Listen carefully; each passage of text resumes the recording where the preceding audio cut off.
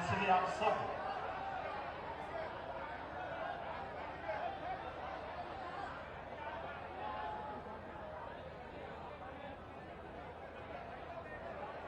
सभी मेरे साथ बोलेंगे,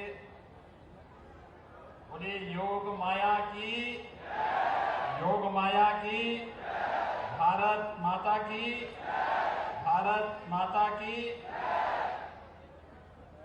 आज के इस पवित्र कार्यक्रम में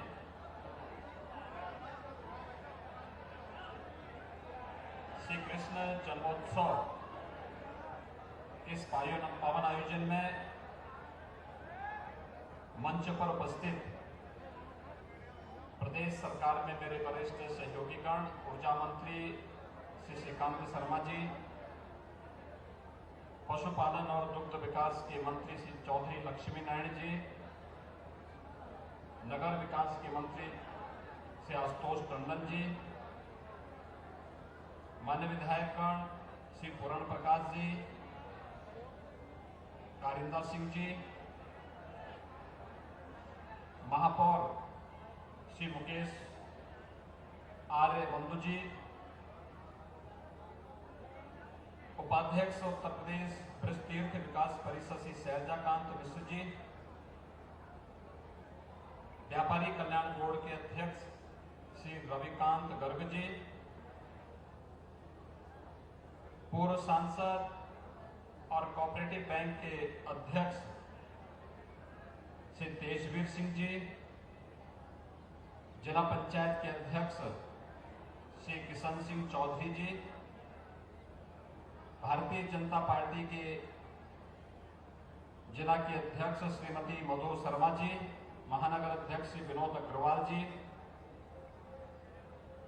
चेयरमैन कोऑपरेटिव श्री मेघश्याम जी, और आज के इस कार्यक्रम में उपस्थित पूज्य संतजन श्री महंत फूलटोल जी महाराज, श्री महंत हरिशंकर दास जी महाराज, श्री महंत मनमोहन दास जी महाराज, श्री महंत राम स्वरूप दास जी ब्रह्मचारी जी, जगत गुरु श्री बलराम दास जी महाराज, श्री महंत टाटली शरण दास जी महाराज, श्री महंत सुतीक्षण दास जी महाराज, श्री महंत सुंदर दास जी महाराज,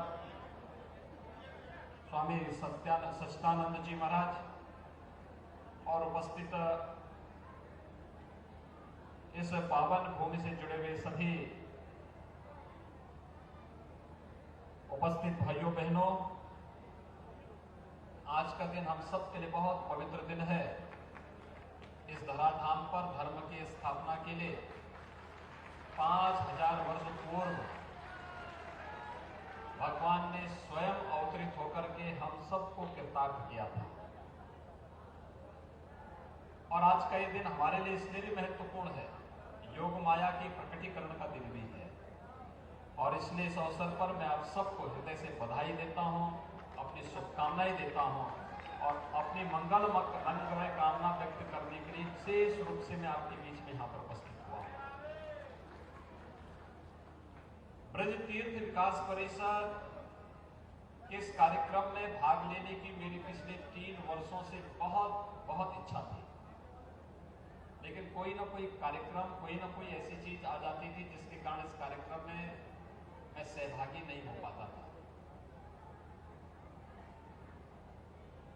पहले वर्ष 2019 में आगरा तक मैं आ गया था, लेकिन जैसे आगरा में हम लोग लैंड किए तो मुझे बताया गया कि भारतीय जनता पार्टी की वरिष्ठ नेत्री, पूर्व केंद्रीय मंत्री श्रीमती सुषमा स्वराज जी नहीं रही, तो हमें वापस दिल्ली जाना पड़ा। विगत वर्ष कोरोना महामारी के कारण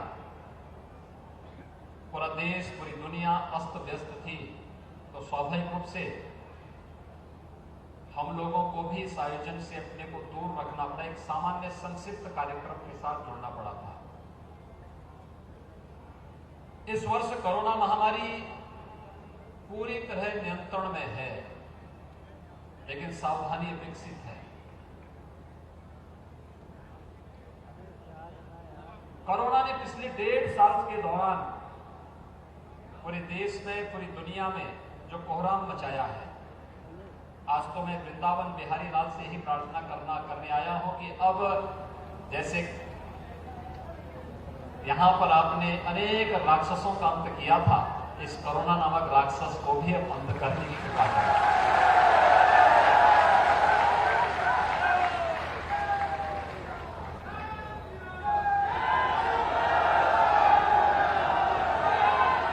क्योंकि सामान्य जनजीवन के साथ साथ अनेक लोगों ने अपने प्रियजनों को खोया है, उन सब के प्रति हमारी संवेदना है।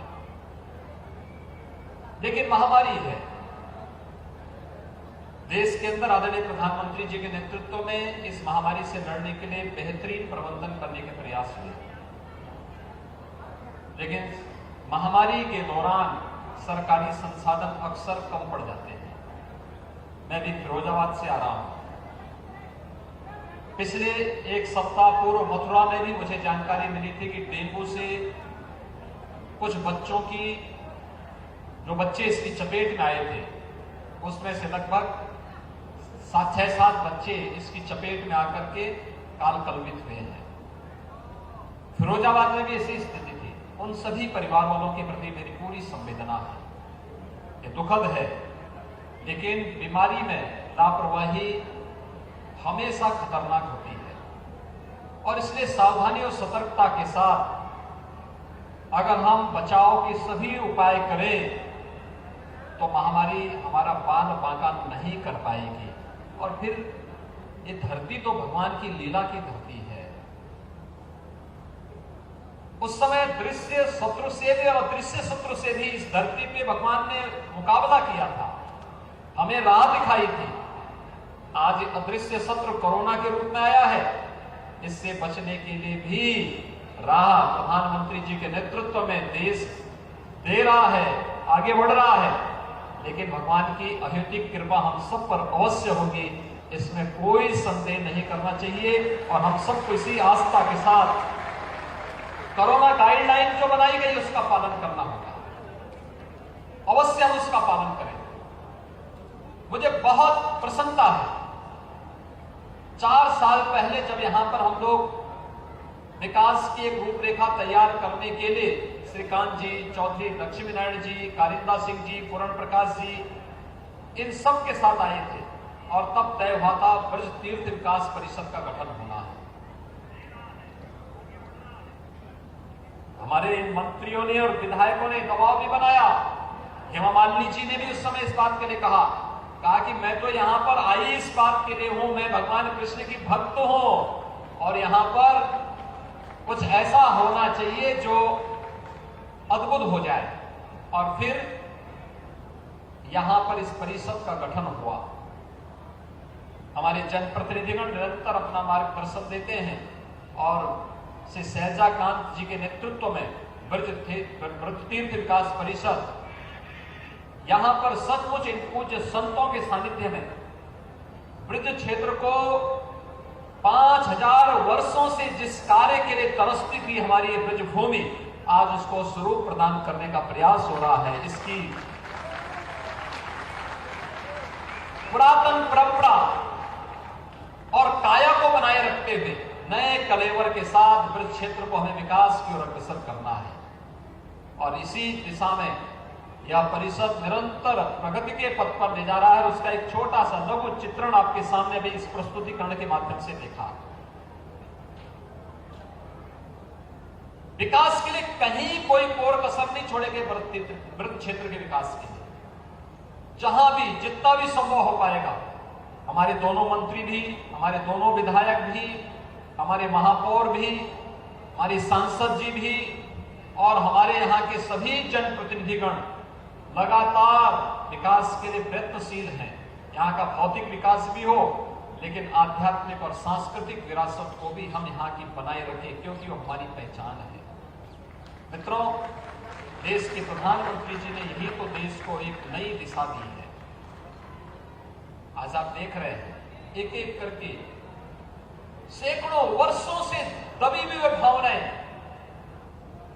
आस्था के वे केंद्र फिर से अपने नए रूप में सामने आ रहे हैं। अयोध्या में भगवान राम के भव्य मंदिर के निर्माण का कार्य प्रधानमंत्री जी के कर कमलों से प्रारंभ हो चुका है। आज आप देख रहे होंगे अयोध्या, नई अयोध्या बन रही है। कल हम लोग राष्ट्रपति जी के साथ अयोध्या में थे। राष्ट्रपति जी ने कल रामलला के दर्शन किए अयोध्या में। आजादी के बाद पहले राष्ट्रपति अयोध्या आए हैं जिन्होंने रामलला का दर्शन किया।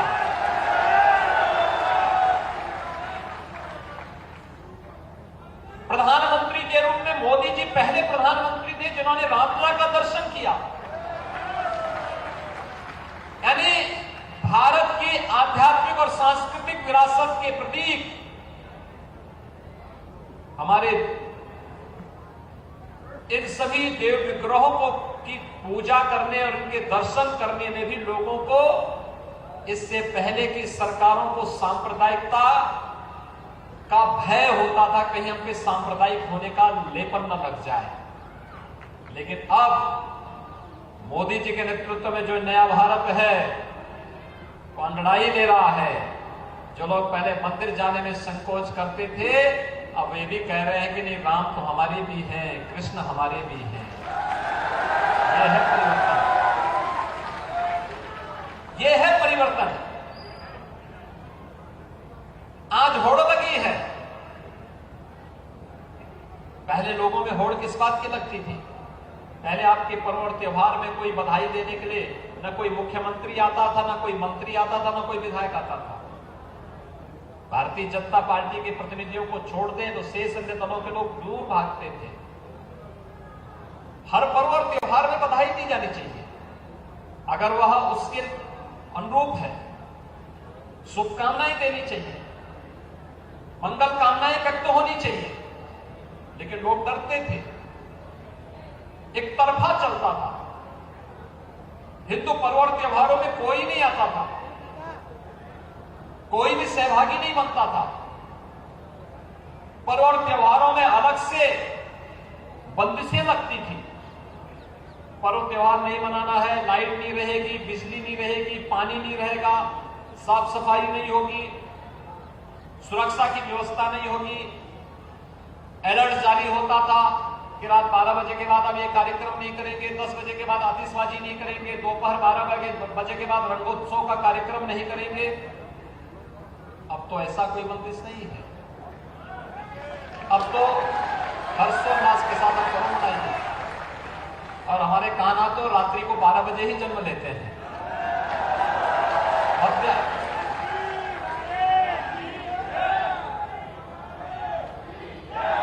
यह है परिवर्तन।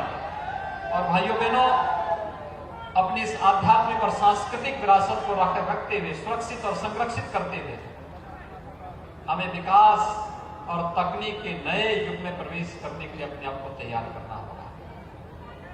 और ये ब्रजभूमि भी आज इस दिशा में प्रगति की ओर अग्रसर है। कितना हमारा सौभाग्य है, कितना मुझे अच्छा लगा था। अरे सचमुच ये बिहारी लाल की कृपा है, राधे रानी की कृपा है।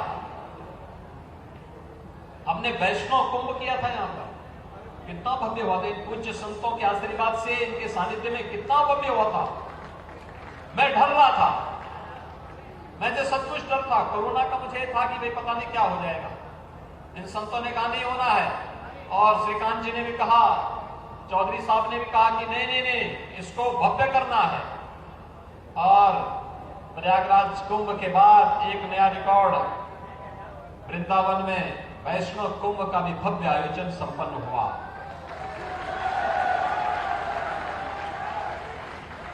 और जैसे ही यहां का कार्यक्रम संपन्न हुआ, कोरोना की दूसरी लहर भी आ गई। आपने देखा होगा यहां का कोई कार्यक्रम डिस्टर्ब नहीं हुआ, कहीं कोई व्यवधान नहीं पैदा हुआ। ये सब वृंदावन बिहारी की कृपा नहीं तो क्या है? ये साक्षात कृपा है। हम सब ने इसको महसूस किया है। जब तक वैष्णव कुंभ था कोई कोरोना, और वैष्णव कुंभ का समारोह के बाद जैसे पूज्य संतों ने यहां से दूसरे कार्यक्रम के लिए यहां से प्रस्थान किया, दूसरी लहर की चपेट में पूरा देश और पूरी दुनिया आ गई। हम अपनी आध्यात्मिक धरोहर को संरक्षित करें और हमें गौरव की अनुभूति होनी चाहिए। 5000 वर्षों से हम सब इस भूमि के कण कण में